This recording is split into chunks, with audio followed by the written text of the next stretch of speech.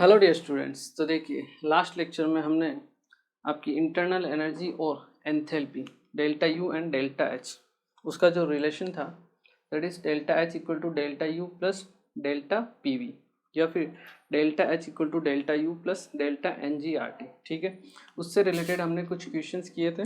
ठीक है, I hope आप लोगों को सॉल्व हो गए होंगे, घर पे आपने फिर से उनको प्रैक्टिस की होगी। ठीक है, चलिए आज हम कुछ और चीज़ों के बारे में बात करते हैं। आज हम बात करेंगे अबाउट थर्मोडायनामिक प्रोसेस कि थर्मोडायनामिक प्रोसेसेस कौन कौन सी होती है। ठीक है, आइसोबारिक होती है या आपकी आइसोथर्मल होती है, आइसोकोरिक होती है। ठीक है, उन सब को पढ़ने से पहले हम एक स्टेप जो इम्पोर्टेंट है उसके बारे में हम बात करेंगे, जो प्रोसेस है जिसे हम बोलते हैं रिवर्सिबल एंड इरिवर्सिबल प्रोसेस, उसके बारे में हम बात करेंगे। और उसके बाद हम आपकी थर्मोडायनामिक जो भी प्रोसेस वगैरह है उन सब के बारे में हम बात करेंगे। ठीक है, तो थर्मोडायनामिक प्रोसेस क्या होती है उसके बारे में मैं आपको पहले बता देता हूँ। थर्मोडायनामिक प्रोसेस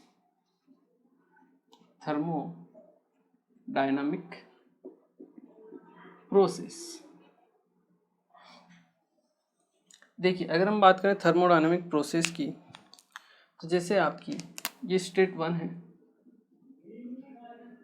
और ये है आपकी स्टेट 2।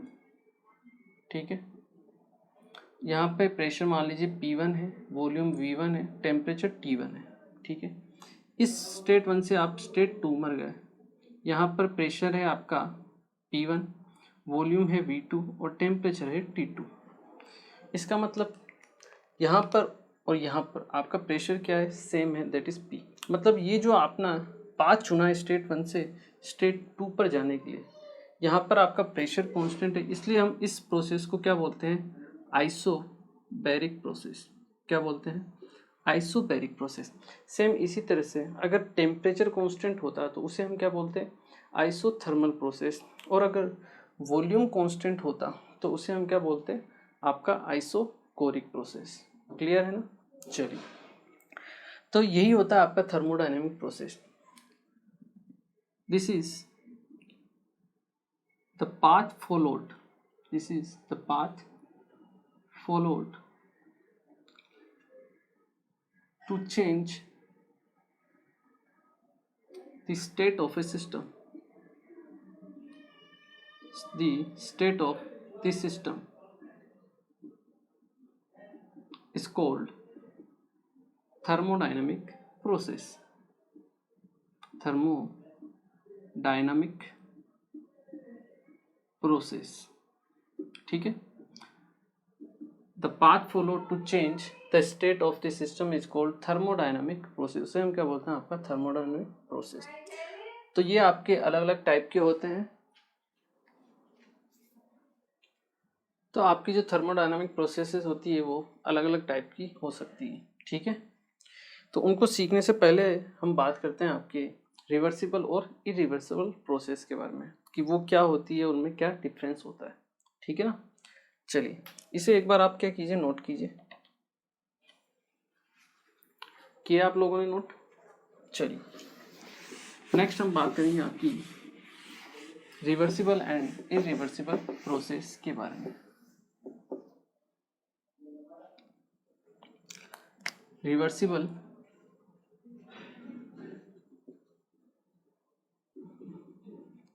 प्रोसेस और यहाँ हम लिखेंगे आपकी इरिवर्सिबल।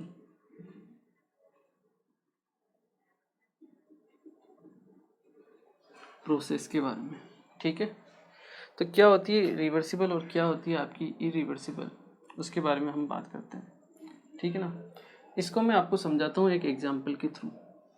ठीक है, देखिए, मान लीजिए कोई एक आपका ओलंपिक लिफ्टर है। कौन है, ओलंपिक लिफ्टर। ठीक है, ये मान लो आपका ओलंपिक लिफ्टर है। ठीक है, और ये 250 केजी तक, कितना, 250 केजी तक, या आप मान लीजिए 300 केजी तक क्या कर सकता है, वेट को उठा कर सकता है। ठीक है, अगर इसे मैं 5 केजी का वेट देता हूँ, 5 5 10 केजी, का वेट देता हूँ इसको उठाने के लिए, तो इसे कितना टाइम लगेगा उठाने में। जैसे उसके लिए कितना होगा, जो 300 kg उठा सकता है उसके लिए 10 kg कितना होगा, वो तुरंत 1 सेकंड में नीचे से ऊपर उठा लेगा वेट को आपको। ठीक है, मतलब फ्रिक्शन ऑफ सेकंड में क्या हो जाएगा, काम खत्म कर देगा। ठीक है, मतलब टाइम कितना लगेगा, फास्ट, रिएक्शन एकदम फास्ट होगी और टाइम कितना लगेगा, बहुत कम लगेगा। वहीं मैं आपके इसको 305 kg का दे देता हूँ। कितना दे देता हूँ, 305 kg इसको वेट देता हूँ। तो क्या ये उठा पाएगा, उठाने की कोशिश ज़रूर करेगा। ठीक है, क्योंकि 300 तक तो इसकी कैपेसिटी। अब क्या करेगा, थोड़ा इसको बढ़ाने की कोशिश करेगा, क्योंकि इज्जत का सवाल है, उठाना तो पड़ेगा। थोड़ा उठाएगा फिर रुकेगा, फिर थोड़ा उठाएगा फिर रुकेगा, फिर थोड़ा उठाएगा फिर रुकेगा। इस तरह से धीरे धीरे ये क्या करेगा, इसको उठाने की कोशिश करेगा। क्लियर है ये चीज़। तो ये तो यहाँ पे प्रोसेस क्या होगा, फास्ट होगा या स्लो होगा, स्लो होगा। और टाइम कम लगेगा या ज़्यादा लगेगा, ज़्यादा लगेगा। मतलब ये प्रोसेस एक तो स्लो होगा और लॉन्ग इंटरवल ऑफ टाइम में क्या होगा, कंप्लीट होगा। इसको हम बोलते हैं आपका रिवर्सिबल प्रोसेस। क्या बोलते हैं, रिवर्सिबल प्रोसेस। क्लियर है, क्या बोलेंगे, रिवर्सिबल प्रोसेस बोलेंगे। और ये जो सडन हो जाता है, जिसमें टाइम बहुत कम लगता है, इसे हम क्या बोलते हैं, आपका इरिवर्सिबल प्रोसेस बोलते हैं। तो अगर हम टाइम के रेस्पेक्ट में बात करें तो irreversible process, these are very fast processes and completed in a short interval of time। Short interval of time में क्या हो जाती है, ये कंप्लीट हो जाती है। ठीक है, जबकि ये रिएक्शंस क्या होगी, दीज रिएक्शंस आर, वो क्या थी, बहुत फास्ट थी, ये रिएक्शन होगी slow. These reactions are very slow processes and completed in a long interval of time।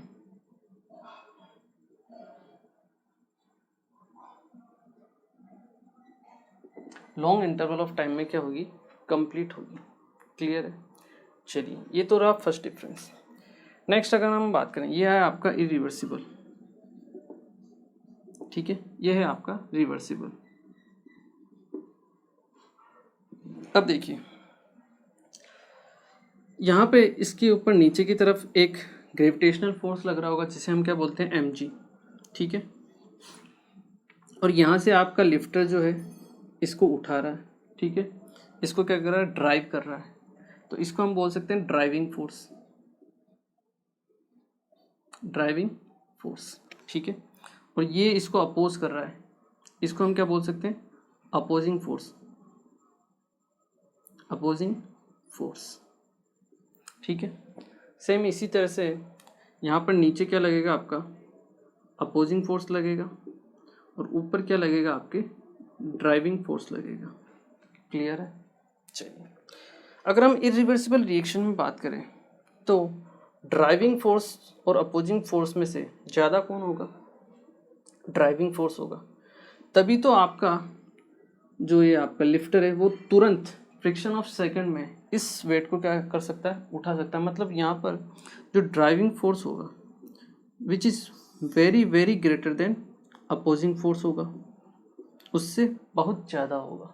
ठीक है, जबकि यहाँ अगर हम बात करें, यहाँ ड्राइविंग फोर्स और अपोजिंग फोर्स नियरली इक्वल होंगे, और ड्राइविंग फोर्स थोड़ा सा बिल्कुल स्मॉल अमाउंट से, df अमाउंट से क्या होगा, ये आपका थोड़ा सा ज़्यादा होगा।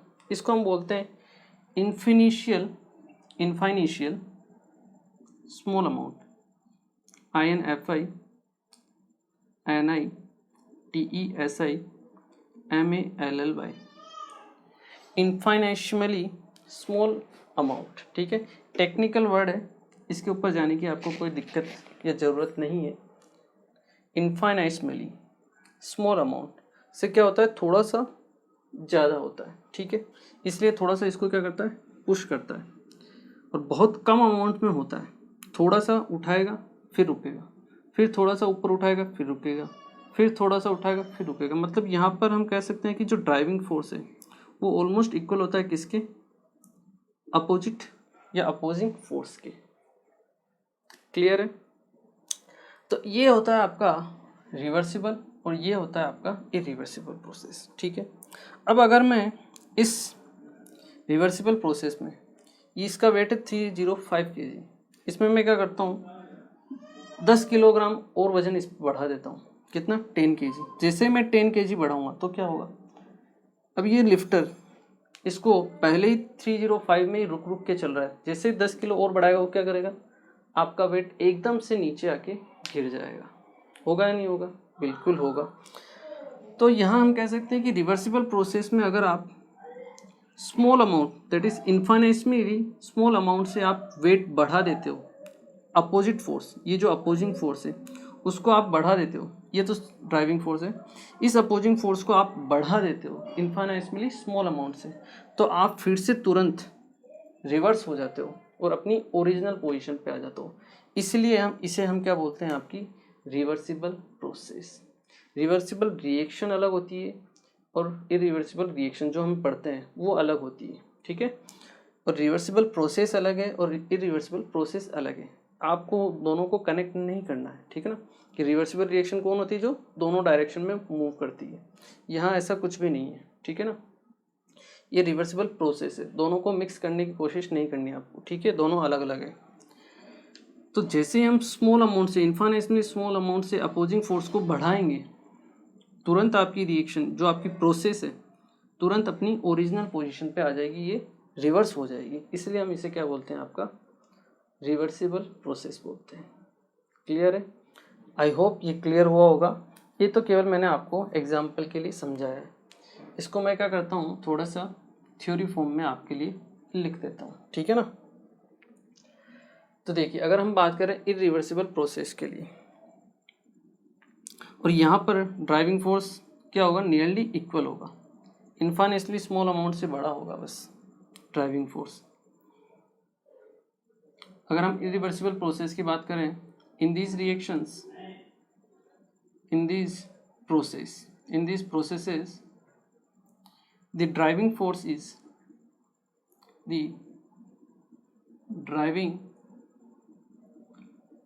is greater than opposing force by infinitesimally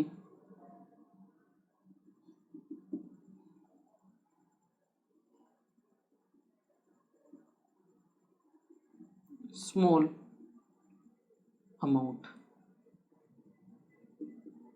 ठीक है, greater than opposing force by infinitely small amount, ठीक है। तो हम यहाँ क्या लिख सकते हैं, जो आपका ड्राइविंग फोर्स है वो opposing force plus D F, small amount से थोड़ा सा बड़ा होगा, ठीक है। And if we increase the opposing force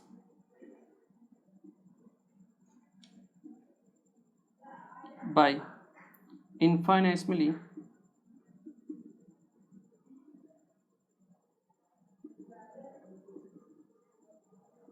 small amount,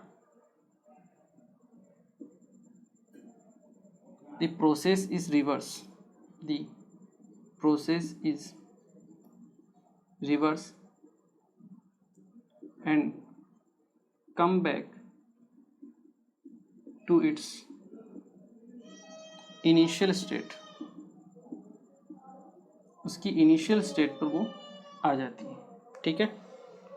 तो यहाँ पे हम डी एफ और अपोजिंग फोर्स दोनों को नियरली क्या लेके चलते हैं, इक्वल लेके चलते हैं, मतलब इनमें इक्विलिब्रियम वाला है, थोड़ा सा है बढ़ेगा फिर रुक जाएगा, फिर बढ़ेगा फिर रुक जाएगा। ठीक है, इसको मैं बताता हूँ आपको इसके ज़रिए। देखिए ये है आपका गैस का पिस्टन,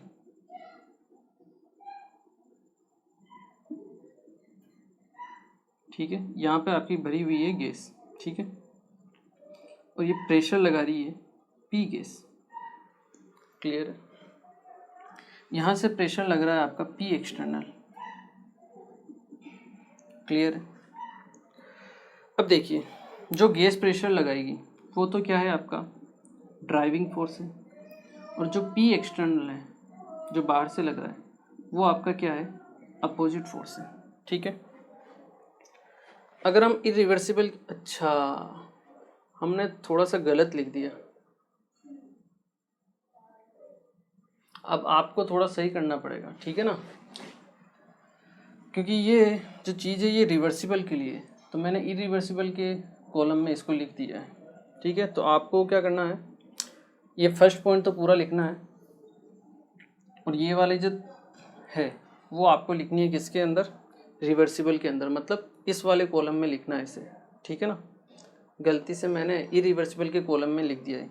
ये आपका कौन सा केस है, रिवर्सिबल का केस है ना, ये वाला वो हम ले रहे हैं। ठीक है ना, इरिवर्सिबल का तो हमने लिया ही नहीं अभी, रिवर्सिबल का केस है ये, ठीक है, ये वाला, क्लियर है। तो देखिए अगर हम बात करें रिवर्सिबल का केस, ये रहा, ये है आपका ड्राइविंग फोर्स और ये है आपका अपोजिंग फोर्स, समझ गए ना। ये ऊपर वाला सेम है, ये वाला जो लिखा है इसको आपको रिवर्सिबल प्रोसेस के अंदर लिखना है। ठीक है ना, मैंने उस कॉलम में लिख दिया, आपको इस कॉलम में लिखना है उसको, क्लियर है ना। चलिए, और अगर आपने भी साथ साथ मान लो लिख दिया है तो आप इसको रिवर्सिबल कर देना और यहाँ पे इसको थोड़ा चेंज कर देना, अपोजिट कर देना, क्लियर है ना। चलिए, तो देखिए ड्राइविंग फोर्स और ये आपका अपोजिंग फोर्स दोनों नियरली क्या होते हैं, इक्वल होते हैं। ठीक है, बस ये आपका जो ड्राइविंग फोर्स है वो स्मॉल अमाउंट से क्या होता है, ज़्यादा होता है, इन्फिनिटली स्मॉल अमाउंट से ज़्यादा होता है, किससे, अपोजिंग फोर्स से। कहने का मतलब ये है कि जैसे इसमें गैस भरी हुई, आपने इसको डी क्यू हीट सप्लाई करवाई, क्या थोड़ी सी हीट सप्लाई की डी क्यू, इससे क्या होगा, इससे इस गैस का टेम्परेचर डी टी अमाउंट से बढ़ेगा।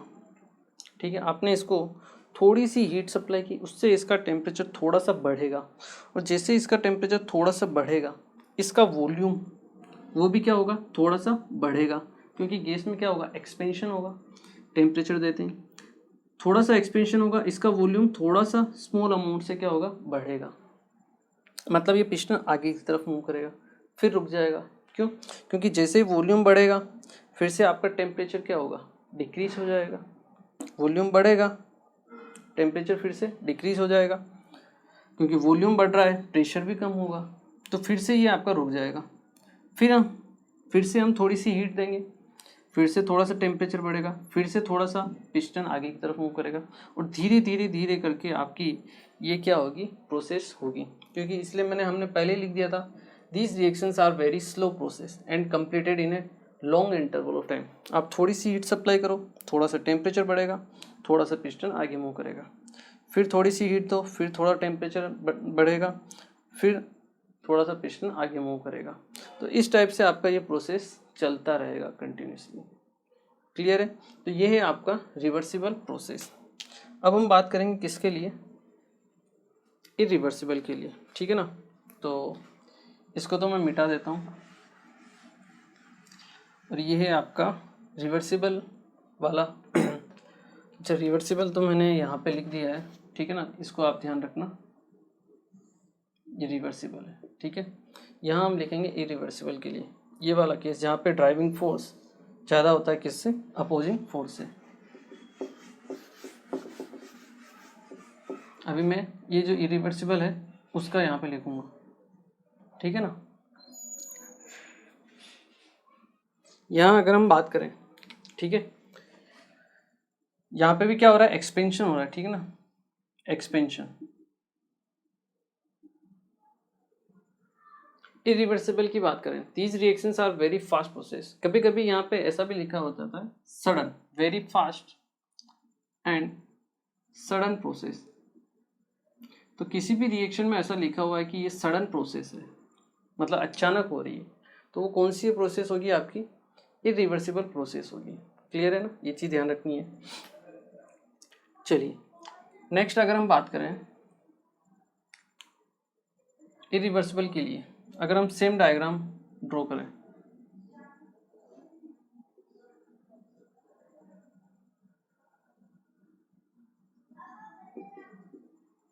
यहाँ पे वही आपकी गैस भरी हुई है, यहाँ पे पी गैस प्रेशर लग रहा है, बाहर से लग रहा है आपका पी एक्सटर्नल, ठीक है।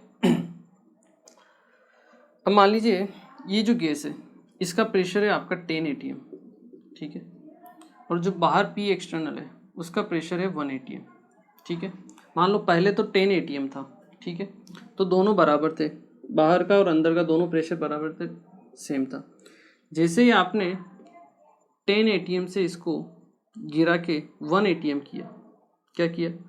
1 atm किया, यहाँ प्रेशर 10 atm, यहाँ प्रेशर बाहर वाला हो गया 1 atm। क्या होगा? पिस्टन बहुत तेज गति से आपका कहाँ मूव करेगा? बाहर की तरफ। यहाँ पर भी क्या हो रहा है? एक्सपेंशन हो रहा है।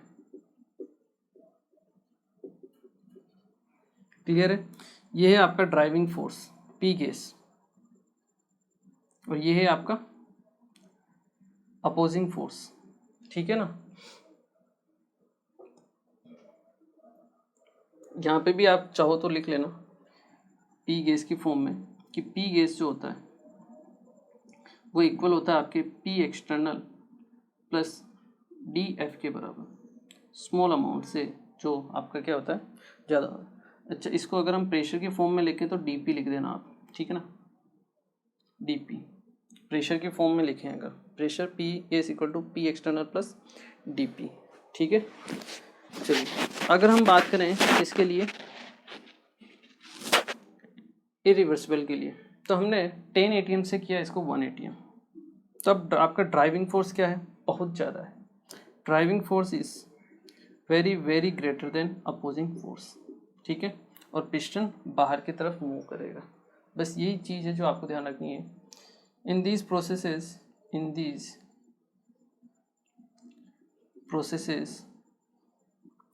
The driving force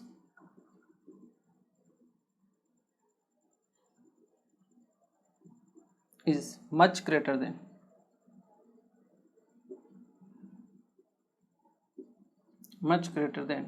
opposing force, ठीक है। और वहाँ पे क्या होता है? Greater than opposing force by small amount से, ठीक है, और यहाँ much greater than opposing force होता है। यहाँ पे अगर हम लिखें P case is very very greater than P external, इसलिए ये प्रोसेस कैसा होता है? इरिवर्सिबल होता है, ठीक है। और इसलिए आपकी रिएक्शन जो है शॉर्ट इंटरवल में क्या हो जाती है? कंप्लीट हो जाती है। In these processes the driving force is much greater than opposing force, that's why these processes completed in a short interval of time.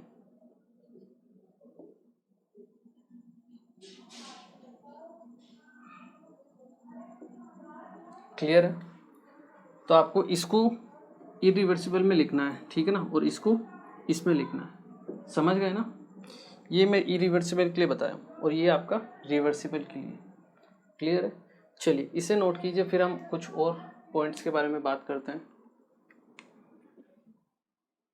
चलिए नेक्स्ट हम कुछ और पॉइंट्स के बारे में बात करते हैं अबाउट रिवर्सिबल एंड इरिवर्सिबल।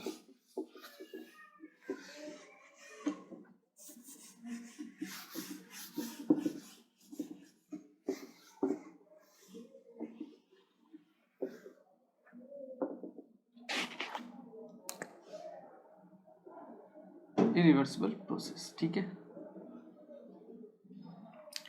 अगर हम बात करें रिवर्सिबल प्रोसेस की, तो रिवर्सिबल प्रोसेस में क्या था? हमने गैस फिल की थी, ठीक है, यहाँ पे पिस्टन लगा हुआ था, बाहर से प्रेशर लग रहा था P एक्सटर्नल और अंदर से प्रेशर लग रहा था P gas.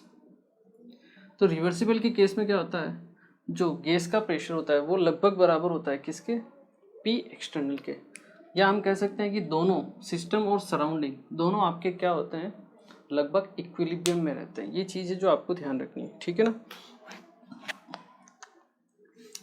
In a reversible process, in a reversible process the system and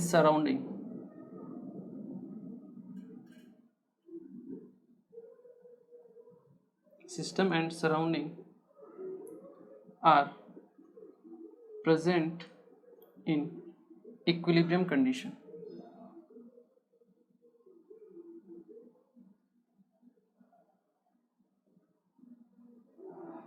ठीक है, रिवर्सिबल प्रोसेस में क्या होता है, सिस्टम और जो सराउंडिंग होते हैं आपके पास वो क्या रहते हैं, आपके इक्विलिब्रियम में रहते हैं, ठीक है, are present in equilibrium condition.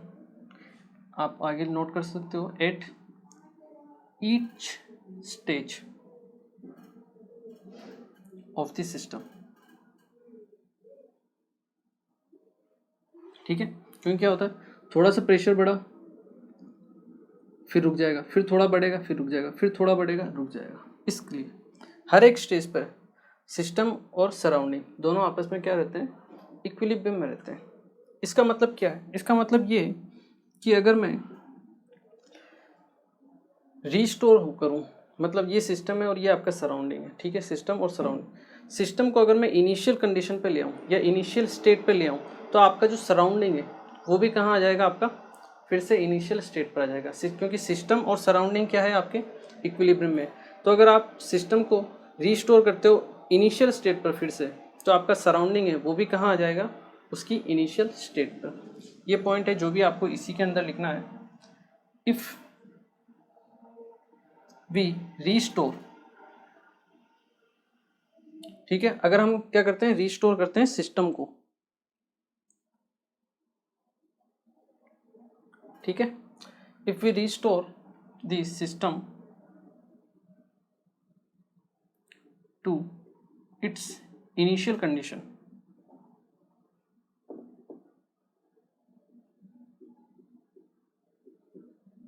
then surrounding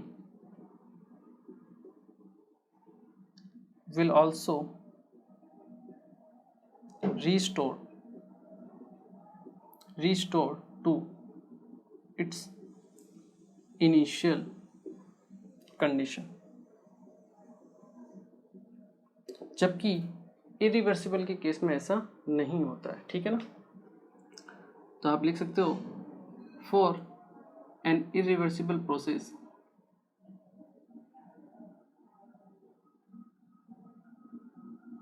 if we restore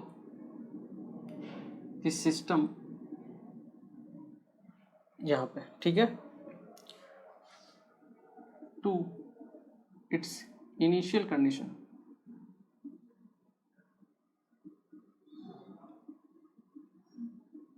then surrounding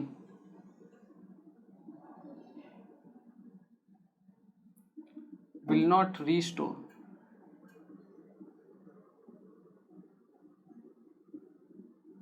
to its initial condition, ठीक है। तो आपका सराउंडिंग फिर से रीस्टेट मतलब इनिशियल कंडीशन पर नहीं आएगा, रीस्टोर नहीं होगा। क्लियर, इसका मीनिंग क्या है, देखिए, ये ए है, ये प्रोसेस बी है आपका, ठीक है, आप ए से बी की तरफ गए, मान लीजिए रिवर्सिबल पाथ से गए, और आपको इसमें 100 जूल एनर्जी खर्च करनी पड़ी, ठीक है।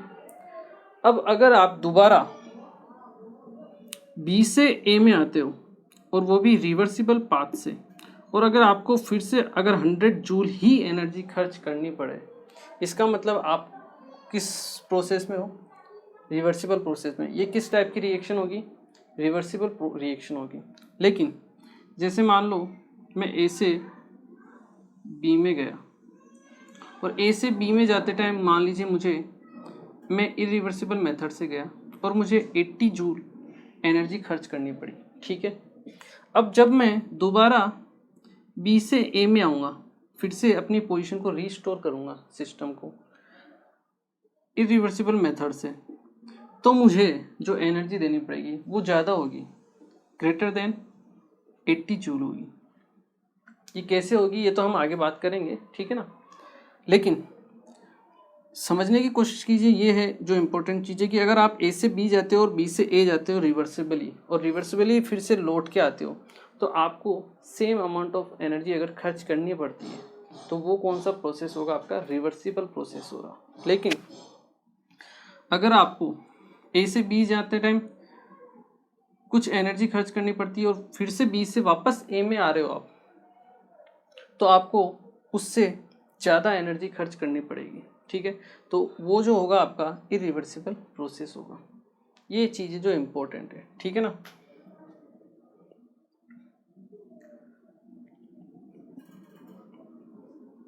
ये पॉइंट भी आप लिख सकते हो।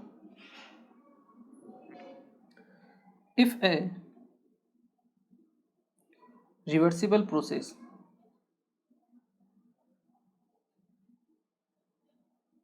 is restored to its initial condition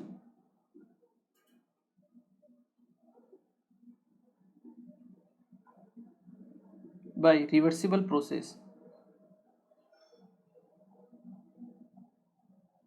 or by reversibly method, by reversibly, if a reversible process is restored to its initial condition by reversibly, then same amount of work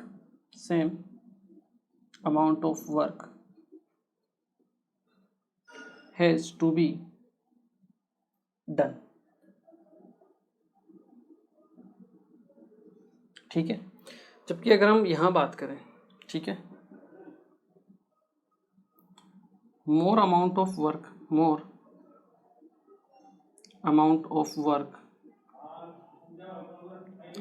has to be done, आपको more amount of work करना पड़ेगा, ठीक है। अब सबसे important चीज़, ये जो reversible process होते हैं ये इमेजिनरी प्रोसेस होते हैं। क्या होते हैं, इमेजिनरी प्रोसेस होते हैं। ये रियल लाइफ में एग्जिस्ट करते ही नहीं है, ठीक है। जो है इम्पोर्टेंट जो आपको लिखना है, दीज आर इमेजिनरी प्रोसेस,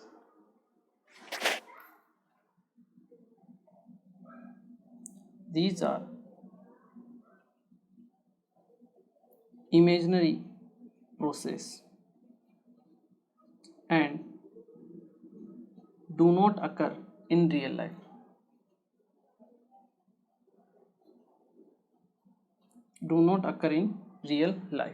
जबकि ये वाले जो प्रोसेस होते हैं irreversible process, these processes are real process and occur in real life। तो जितने भी प्रोसेस होते हैं सब कैसे होते हैं, रियल लाइफ में इरिवर्सिबल होते हैं, रिवर्सिबल नहीं होते हैं। जैसे एग्जांपल देता हूँ मैं आपको, वाटर H2O लिक्विड, इसका टेम्परेचर मान लीजिए 27 डिग्री सेल्सियस, इसको आपको पहुंचाना है 47 डिग्री सेल्सियस तक।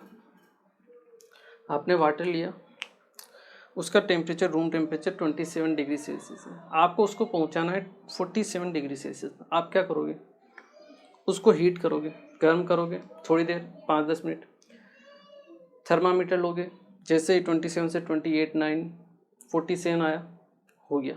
कितना टाइम लगेगा, ज़्यादा से ज़्यादा 1 या 2 मिनट में आप 27 से 47 तक पहुंच जाओगे, ठीक है। तो ये जो तरीका है, ये तरीका है इरिवर्सिबल प्रोसेस का। अगर यही सेम तरीका आपको कहें कि रिवर्सिबली करना है आपको, तो आपको क्या करना पड़ेगा, पानी लिया, फिर उसको स्मॉल अमाउंट से आपने हीट सप्लाई की, ठीक है, उससे उसका टेम्परेचर स्मॉल अमाउंट से बढ़ेगा, मतलब 27 था तो 27.01 डिग्री सेल्सियस हुआ, फिर रुक गए, फिर थोड़ी सी हीट थी, फिर थोड़ा टेम्परेचर बढ़ेगा, 27.02 हुआ, फिर 27.03, इस तरह से धीरे धीरे आप हीट देते गए, फिर 28 होगा, उसके बाद फिर 28.001, फिर 28.002, इस तरह से 29, 30, पता नहीं कितने टाइम बाद आप यहाँ से यहाँ पहुँचोगे 47, कितना टाइम लगेगा। क्या आप रियल लाइफ में ऐसा करते हो क्या? नहीं करते। हम तो क्या करते हैं, सीधा गर्म किया, 2 मिनट में हो गया काम अपना। तो ये जितने भी प्रोसेस होते हैं शॉर्ट इंटरवल में होते हैं, इरिवर्सिबल प्रोसेस होते हैं। रिवर्सिबल प्रोसेस को करने के लिए बहुत ज़्यादा टाइम हमें लगता है, इसलिए रियल लाइफ में वो हम नहीं करते हैं, वो एग्जिस्ट नहीं करते हैं। क्लियर है? ये चीज़ आपको ध्यान रखनी है। ओके, चलिए इन्हें नोट कीजिए, फिर हम कुछ और चीज़ों के बारे में बात करते हैं। चलिए, तो आज के लेक्चर को हम यहीं फिनिश करते हैं, ठीक है ना। आज हमने बेसिकली बहुत ही इंपॉर्टेंट चीज़ के बारे में बात की, एक तो रिवर्सिबल प्रोसेस है और एक आपकी इरिवर्सिबल प्रोसेस है, ठीक है ना। तो थर्मोडायनामिक प्रोसेस क्या होती है, आइसोबारिक, आइसोकेरिक, मतलब किस पाथ से आप प्रोसेस को करवा रहे हो, ठीक है। उनको समझने के लिए हमें सबसे पहले ये ज़रूरी है कि वो किस प्रोसेस के जरिए हो रही है, वो रिवर्सिबली हो रही है या फिर इरिवर्सिबली आपकी हो रही है, ठीक है। तो इसलिए आपको पता होना चाहिए कि रिवर्सिबल रिएक्शन कौन सी होती है और इरिवर्सिबल रिएक्शंस कौन सी होती है। रिवर्सिबल रिएक्शंस जो होती है उनमें बहुत शॉर्ट, आपका मतलब हम कहें लॉन्ग इंटरवल ऑफ टाइम में क्या होती है, कंप्लीट होती है, और उनकी स्पीड क्या होती है, बहुत स्लो होती है रिवर्सिबली की, ठीक है। जबकि इरिवर्सिबल क्या होती है, सडन होती है, फास्ट होती है, शॉर्ट इंटरवल ऑफ टाइम में कंप्लीट हो जाती है। रिवर्सिबल में अगर हम बात करें तो रिवर्सिबल में हम और क्या कह सकते हैं, जो ड्राइविंग फोर्स और जो आपका अपोजिंग फोर्स होता है वो क्या होता है, नियरली इक्वल होते हैं, मतलब पी गैस पी एक्सटर्नल के बराबर होती है रिवर्सिबल में। जबकि इरिवर्सिबल में क्या होता है, आपका ड्राइविंग फोर्स बहुत ज़्यादा होता है, किससे, एक्सटर्नल प्रेशर से, ठीक है, या फिर अपोजिंग फोर्स से। इसके अलावा अगर हम बात करें रिवर्सिबल प्रोसेस में, जब आप सिस्टम को रीस्टोर करते हो, उसकी इनिशियल स्टेज पर लाते हो, तो सराउंडिंग भी दोबारा से उसी स्टेज पर आ जाता है, इनिशियल स्टेज पर। क्यों? क्योंकि दोनों हमेशा यहाँ पे रहते हैं, इक्विलिब्रियम में रहते हैं, जबकि इरिवर्सिबल में ऐसा बिल्कुल नहीं होता है, ठीक है। और रिवर्सिबल में आपको वर्क भी सेम अमाउंट का करना पड़ता है, जबकि इरिवर्सिबल में आपको ज़्यादा वर्क करना पड़ता है दोबारा इनिशियल स्टेज पर आने के लिए, ठीक है। इसलिए आपकी जो रिवर्सिबल प्रोसेस होती है वो क्या होती है, इमेजिनरी प्रोसेस होती है, रियल लाइफ में वो क्या होती है, ऑब्जर्व नहीं होती है। जबकि जो आपकी इरिवर्सिबल रिएक्शन है वो आपकी रियल लाइफ में क्या होती है, आपको महसूस भी होती है, फील होती है, ठीक है। तो ये कुछ पॉइंट ऑफ डिफरेंस है। इनमें कुछ और पॉइंट ऑफ डिफरेंस है, वो है रिगार्डिंग वर्क। हम रिवर्सिबल के लिए अलग वर्क निकालते हैं और इरिवर्सिबल के लिए हम अलग वर्क निकालते हैं, ठीक है। तो वो वर्क हम कैसे निकालते हैं, उसका क्या फॉर्मूला है, वो हम बात करेंगे अपने नेक्स्ट लेक्चर में, ठीक है। तो चलिए मिलते हैं फिर next lecture. Thank you very much.